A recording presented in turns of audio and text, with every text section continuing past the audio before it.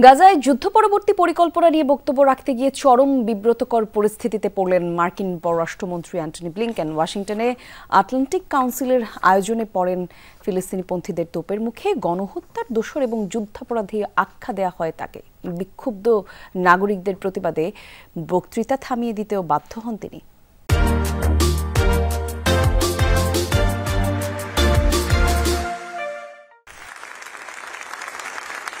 গাজায় যুদ্ধবিরতি নিয়ে জোরালো হয়েছে আশাবাদ। এরই মধ্যে উপত্যকায় যুদ্ধ পরবর্তী শাসন ক্ষমতা নিয়ে আরেক দফায় শুরু হয়ে গেছে আলোচনা।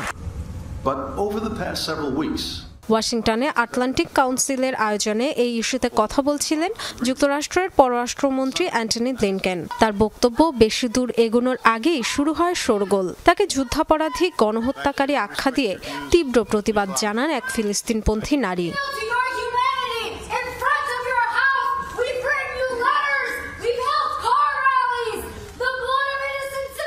এক পর্যায়ে নিরাপত্তা কর্মীরা সরিয়ে নেয় ওই নারীকে। ব্লিংকেন পুনরায় বক্তৃতা শুরু করতে না করতেই আবার বিপত্তি। এবার সেক্রেটারি অফ জেনোসাইড আখ্যা দেয়া হয় তাকে। হাজার হাজার ফিলিস্তিনিকে হত্যার দায়ে ক্ষমা পাবেন না ব্লিংকেন, চিৎকার করে এমন মন্তব্য করেন আরেকজন।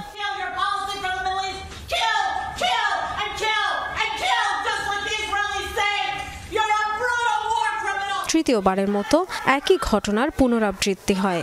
মার্কিন জনগণের করের অর্থে ফিলিস্তিনিদের উপর নিপীড়নের নিন্দা জানান বিক্ষুব্ধ আরেক ফিলিস্তিনপন্থী মার্কিনী।